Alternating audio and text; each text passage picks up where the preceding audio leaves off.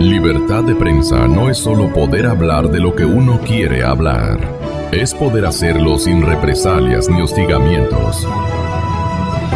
Por Rafael Ollarte, nos gustaría, con la venia de sus dos compañeros, escucharle primero a usted. Buenos días, don Gonzalo. Qué placer estar con el general Jarrín y con don Jorge León. Lo que usted comenta tiene un origen, y el origen es la ausencia absoluta de un régimen de partidos. Como usted no tiene un régimen de partidos, la gente cuando pretende presentar una postulación, lo que hace es tratar de acomodarse en alguno que otro grupo que le dé esa posibilidad. Es legítimo que la gente quiera siempre participar, nos pueden decir. Pero lo que ocurre en nuestro país es que siempre tuvimos partidos políticos que dejaban bastante que desear, es decir, no institucionales, caudillistas. Pero esto ya terminó de exterminarse en este periodo. En el periodo de la Revolución Ciudadana, el sistema de partidos fue absolutamente pulverizado. Por lo tanto, lo que usted ve hoy día son una serie de movimientos y partidos políticos que tienen gerente propietario. Y el gerente propietario es él y nadie más. Es decir, en todo partido hay un liderazgo. Usted puede ver en los partidos consolidados que hay un líder. Y dentro del partido también hay fricciones y hay desacuerdos. Pero a la larga el partido resuelve estas cosas y a la ciudadanía usted le presenta unas listas y la gente vota porque sabe que si, por ejemplo, en España vota por el PP, va a votar por una línea política, si vota por el PSOE, va a votar por otra línea política y si vota por Podemos, pues bueno, vaya al psiquiatra. En cambio, en nuestro país, cuando usted va a un ajuste electoral y ve las listas con unos nombres muy simpáticos, ¿no? Suma, Creo, Todos, Avanza, Adelante, ni sé cuánto. Nombres con los cuales usted puede poner un yogur o una tienda del barrio. La gente no puede identificar cuál es la ideología del movimiento o partido. Antiguamente incluso los partidos o movimientos tenían en el nombre su ideología. Ese partido comunista y usted no le gusta eso, no va a votar por ahí. O conservador. ¿Ya? O partido conservador, si no le gusta, no va a votar por ahí, si le gusta, sí lo hará. Partido liberal, la democracia cristiana, la socialdemocracia, es decir, te identificaban la ideología política del partido, con la cual la gente puede estar de acuerdo o puede discrepar, pero por lo menos tiene claridad de las cosas. Cuando usted tiene un sistema electoral como el nuestro, tiene que estar adivinando por quién va a votar. Entonces usted por eso ve estos cambios, ¿no? Entonces, antes era del PSC, ahora está en el Creo, después se fue a Suma, después está en Avanza, de la izquierda democrática, era oficialista, ahora es opositor. Bueno, entonces también la ciudadanía tiene un problema, porque cuando usted va a votar, no le basta con ver el nombre del partido o movimiento, sino que tiene que estar averiguando quién es el tal o cual que está dentro de la lista. Y claro, como usted está formando una unidad o unas alianzas, esas alianzas también son electorales, porque los partidos y movimientos políticos tienen dos obligaciones. Uno, ganar elecciones, y dos, representar a la ideología de los ciudadanos, para que nos sintamos representados. A veces se hace mucho lo primero, entonces yo trato de coger candidatos que puedan ganar la elección. Ya veremos si el señor que era futbolista o que era cantante, cosa que los oficialistas criticaban pues hace 10 años, y luego ya se les olvida, porque bueno, así son los políticos nacionales, pues yo critico hoy día y mañana hago lo que he criticado. Yo hago la Constitución, mañana no me gusta y me la salto. Entonces, una serie de argumentos, tengo ahí unos, no sé, juzgadores a la carta le podríamos llamar, y que hacen lo que yo opino, no importa lo que diga la Constitución o la ley. Pero volviendo al tema de los partidos, efectivamente, usted tiene, por ejemplo, en la unidad a personas que han sido confrontadas, altamente confrontadas. César Montúfar ha dicho cosas no muy simpáticas, no digo que sin razón, cosas no muy simpáticas respecto de Avanza y de su líder Ramiro González. Ahora, ¿cómo logramos entonces hacer listas así? No va a existir el día de mañana, entonces, no sé si Montúfar votará, siendo el de la unidad, por González en la elección parlamentaria. No, ahí hay una colisión de Entonces, intereses. pero es inaudito, ¿no? Entonces yo estoy metido acá, pero no voy a votar por... Y el abogado Nebo les dice, peleen, pero no peleen en público. Sí. Entonces, bueno, los que naturalmente festejan estas cosas eran los oficialistas, porque usted le está haciendo un gran favor al oficialismo, teniendo estas clases de, o sea, no solamente una oposición dividida, sino esta clase de disensiones. Sí, sí. Ahora, lo útil de estas alianzas es que por lo menos, si usted presenta una sola lista como unidad y otra lista como creo, el sistema electoral responderá mejor respecto de la votación del ciudadano. Porque si usted me presenta las listas todas separadas, pues bueno, si usted tiene listas con el 8, 5 o 6%, no van a lograr escaños. Pese a que usted una y sume todas las listas y diga, pero la oposición ha tenido el 50% o el 55% de la votación, ¿cómo es posible que no tenga representación? Es que el problema es que ese 55 o 60% de opositores disgregan el voto en una serie de partidos o movimientos que no van a lograr tener asignación de escaños. Entonces nuestros amigos políticos encima de todo le echan la culpa al señor de Hunt, que de esto no tiene ninguna responsabilidad, o al método Webster, cuando es cosa de sumar, restar, multiplicar y dividir. Pero yo entiendo que los políticos sí saben pues las 4 operaciones fundamentales. General, ¿qué quieren hacer con las Fuerzas Armadas los políticos del oficialismo? Muy buenos días, gracias por la invitación. Mi saludo, doctor Ollarte, doctor León. Para mí es verdaderamente admirable el por qué las encrucijadas presidenciales no tienen un responsable de inicio, porque son sucesivas las situaciones en las que nos enfrentan. Ya fue el 30 de septiembre, fue en el territorio, los terrenos de los samanes, ahora es el caso con los militares, y es un tema esencialmente de gestión administrativa de la defensa, porque no es directo el problema entre el presidente y las Fuerzas Armadas. Es el fracaso en no saber manejar temas absolutamente administrativos que no debieron salir en ningún momento del Ministerio de Defensa y las coordinaciones necesarias para solucionar. ¿De qué estamos hablando? Reformas a la Ley de Seguridad Social de las Fuerzas Armadas. Hay procedimientos. El CEMPLADES establece procedimientos, directivas. Si se siguen esos procedimientos, no tiene para qué intervenir el presidente de la República.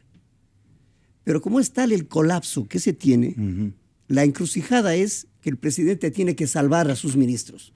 Entonces ahora está salvándole del problema en que le metió prácticamente. Entonces se recurre ¿Le está salvando a Patiño, señor ministro Patiño? El fracaso fue de él, por no haber manejado adecuadamente una reforma de la Ley de Seguridad Social. Si hay que hacer reformas, perfecto, háganles. Pero los procedimientos legales, constitucionales que existen, pero no los respeta. Va a socializar a las Fuerzas Armadas y ahí comenzó el problema. Porque socializar significa deliberar. Y no puede ir a deliberar a los cuarteles. Peor aún, salir a decir tengo el 85% de respaldo de los militares. Es un absurdo completo. Y el siguiente absurdo es escribirles cartas a 40,000 militares. Bueno, esos errores crasos son falta de gestión de la defensa desde su inicio. Y asimismo, cuando ya van a los consejos de disciplina, descubren ufanos en que ha habido un diccionario de la Real Academia de la Lengua, en que significa autoridad como la máxima para las Fuerzas Armadas y la administración pública, que es el presidente de la República. Pero también hay que hacerles conocer que hay un diccionario esencialmente militar, que es de Cabanelas. Ahí se especifica que ningún militar puede realizar actos, ni puede al militar provocársele actos de persuasión o de convencimiento de carácter político, porque eso es deliberar, eso es irse en contra de la Constitución y de la propia naturaleza del militar. El militar solamente puede hacer los actos que corresponden a sus responsabilidades legales de los reglamentos. Pero vamos al campo político, que es el que más interesa en este momento, y fue la pregunta. La democracia precaria. Pero esa es una consecuencia. No podemos analizar las consecuencias, tenemos que analizar las causas. Y a mi modo de ver, las causas está en que este gobierno, y eso responde a todo lo anterior, incluyendo la actitud con las Fuerzas Armadas, se ha constituido en un pretorianismo oligárquico. ¿Qué significa eso en homenaje a los ciudadanos? Comúnmente se conoce el pretorianismo como el militarismo o el intervencionismo militar. De ahí se deduce manoseadamente golpe blando, golpe económico, golpe jurídico, golpe parlamentario, dependiendo de las situaciones en las que se viva. Si está en Argentina, golpe jurídico. Si es que está en Brasil, golpe parlamentario. Si está en Venezuela, golpe económico. Si está en el Ecuador, golpe blando. Si es que está en Paraguay, le van adecuando al golpe conforme quieren a este fantasma, Cuco, para manipular a las masas. Y hay gente que se presta para explicar qué es un golpe blanco, como que si fuera una... ¿Qué es un golpe blando? Como si fuera de Sharp. ¿Y qué debemos entender por golpe blando? Según el explicador, que en este caso el señor podemos presidente tener cientos de explicaciones de acuerdo a lo que interese manejar al golpe. Jorge León, bienvenido a la cadena Democracia, nos complace tenerlo acá. Muchísimas gracias igualmente. Y gracias, entonces, este grupo oligárquico, pretoriano, no ha de estar muy satisfecho de soltar el poder, pues. Bueno, cuando hay concentración del poder, difícilmente los que concentran el poder quieren soltarlo, ¿no? Esa es una constante. Pero quisiera, si me permite, 30 segundos comentar lo que estaba comentando hace un momento con Rafael sobre los partidos. Yo creo que haya disputa por los puestos es no solamente normal, aquí y en cualquier lugar, pero no vale, yo creo, devaluar eso, desvalorizar. Los ecuatorianos tienden a verse cada vez como lo peor, como que no funciona, como que esta sociedad es deshecha, y no hay tal. Es una de las sociedades más organizadas, que a pesar de los ataques a los partidos ahora están retomando existencia, se están reorganizando, y es cosa sorprendente para el Ecuador polarizado que ha sido entre diferentes partidos. Se está formando frentes y están haciendo un esfuerzo de lograr consensos, acuerdos. Eso no va de sí, no es automático. Y siguiendo la tradición ecuatoriana, en tercer lugar, esto se lo está haciendo públicamente, no en un cuarto cerrado, lo cual creo que es muy positivo para la democracia. ¿A dónde nos quiere conducir usted? Exactamente, A que entendamos qué circunstancia que está ocurriendo en el país. No devaluar la disputa política. Eso es importante, y que haya gente que quiera estar en primer puesto es normal, que se dispute por el segundo normal, y eso no impide que pueden opinar sobre la crisis económica, sobre los militares, etc. No es... Hay que dejarlo uno para hacer lo otro. Eso no es la vida pública, eso no es la política. Hay demasiados frentes que abordar y la vida ecuatoriana lo va haciendo bien. Yo encuentro más bien saludable que así sea para la democracia, saludable para la política. Y el momento en que nosotros empezamos a decir, estos viven, son tales y cuales, estamos devaluando la política, me parece. Y parte del fondo de lo que encuentro como terrible ahora en Ecuador es este quemimportismo de la política que se alimenta con eso. Les tiene entretenidos, entonces. ¿Usted está satisfecho de que les tenga entretenidos? No. En verdaderas tonterías circunstanciales que pueden o no pueden ocurrir, en ambiciones peregrinas. No creo que las ambiciones políticas sean peregrinas. La democracia está en peligro y así lo anuncian desde las mismas esferas de... Entonces empiezo por ahí, Gonzalo. El militarismo pasivo, digamos. El militarismo pasivo está más preocupado que el militarismo activo. Y cuando ya se preocupó el militarismo activo, comienzan a replicar las actitudes del señor presidente a través de sus misivas. Entonces el presidente acude a la justicia en propiedad y le dice, sancione a estos militares. Son tres cosas diferentes. Claro. Una sociedad, escoger a sus representantes es algo clave, decisivo, no es cualquier cosa.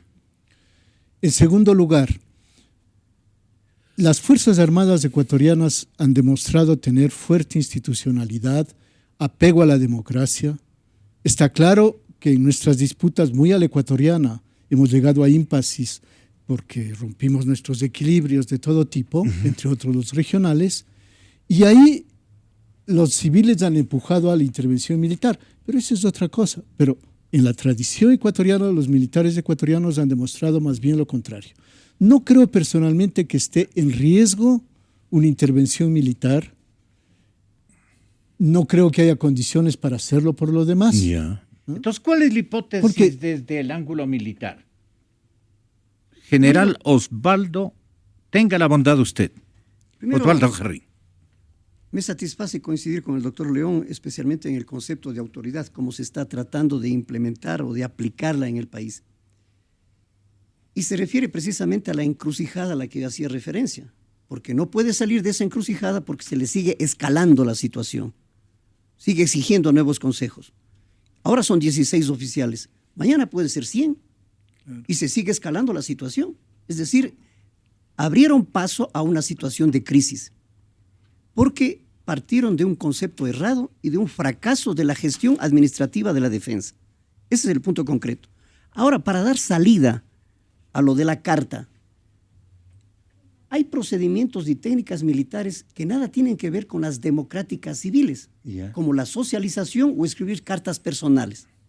Si el presidente quiere mandar un mensaje todos los días en los cuarteles, todos los días, la primera actividad de las mañanas es leer la orden general, que se llama así, o la orden ministerial, en la cual se puede agregar un mensaje presidencial.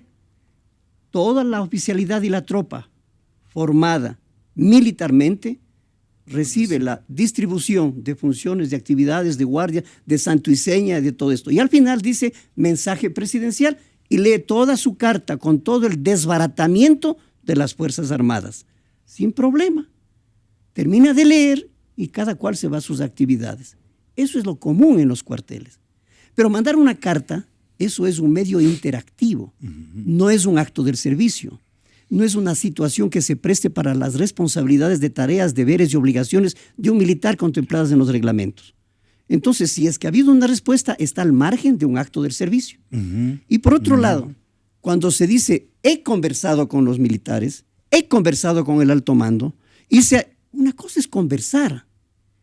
Por supuesto que son las Fuerzas Armadas no deliberantes, pero ¿en dónde está que el ministro de la Defensa debe eximirse de cumplir las leyes porque es ministro o porque los militares son no deliberantes? El artículo 10, lo he dicho varias veces, el artículo 10 de la Ley Orgánica de la Defensa Nacional dice: los informes técnicos que deben realizar las organizaciones, los organismos de las Fuerzas Armadas deben ser presentadas por el ministro de la Defensa al Ejecutivo y a la Asamblea. No están deliberando, no están dando ningún criterio ni opinión.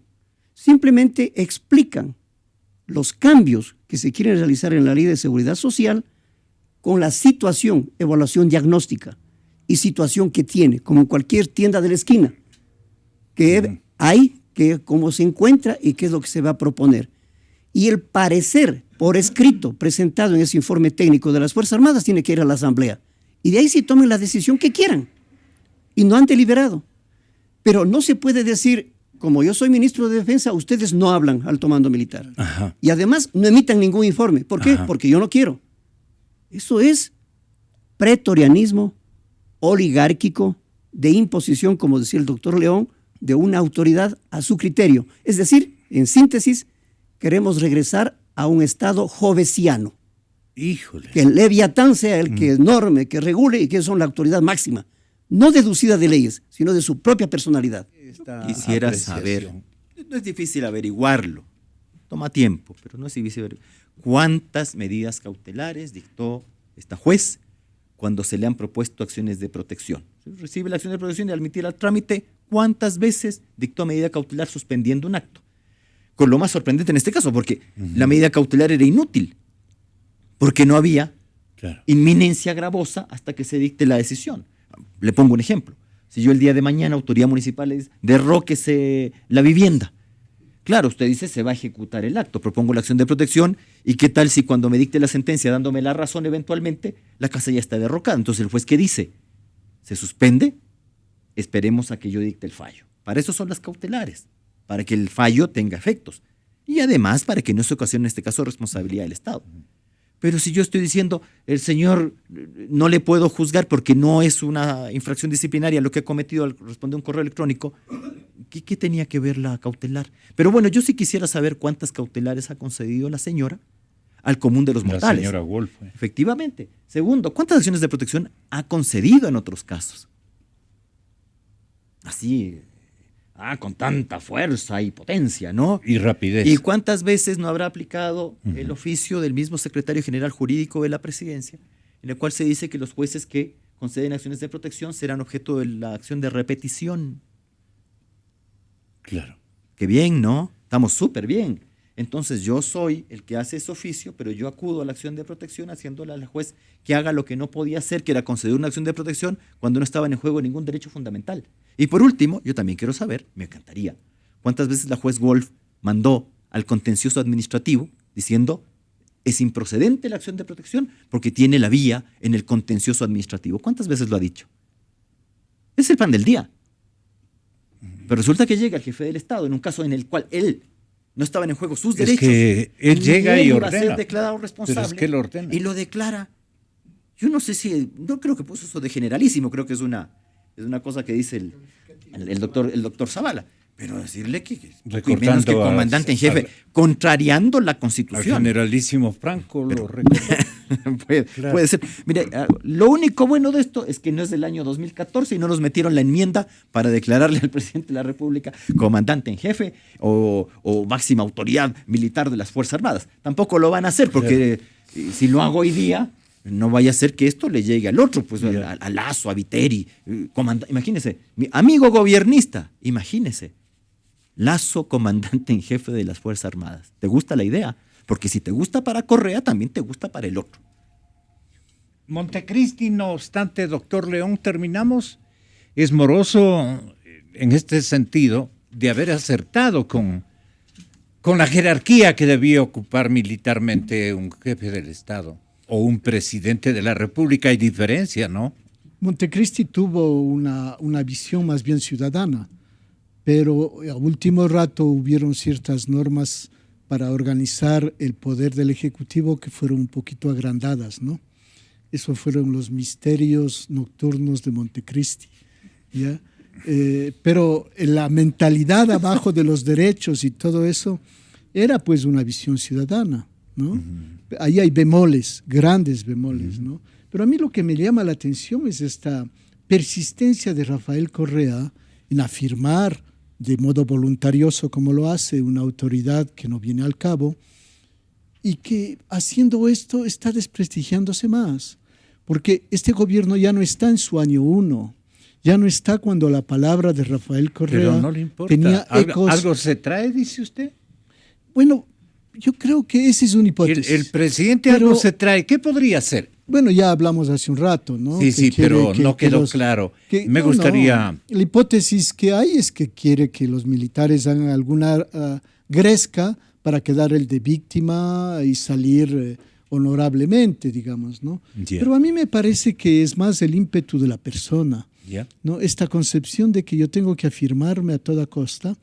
Y segundo, que estos militares no han seguido lo que yo quise. Y él quiere a toda costa imponerse. Pero esto lo que está llevando, más allá de desequilibrar las relaciones Ejecutivo-Fuerzas Armadas, es finalmente a la pérdida de legitimidad del gobierno. Porque la ciudadanía ya no admite bueno, la ciudadanía es mucho decir, gran parte de la ciudadanía serrana que tiene opciones por la democracia, por el Estado, no admite más este juego de un gobierno que quiere a toda cosa demostrar poder. Y esta visión de ser autoridad en todo y que mi voz y mi palabra tiene que obedecerse es lo que yo creo le está devaluando aún más. No entender eso, bueno, yo creo que Rafael Correa está actuando más por él que por Alianza País. Y triste para los de Alianza País que no logran entender que tienen que rescatar una organización política. Sí, pues le dan gusto en todo, pero que si no le dan gusto, pues usted sabe las consecuencias, doctor León. Así es. Muchas gracias.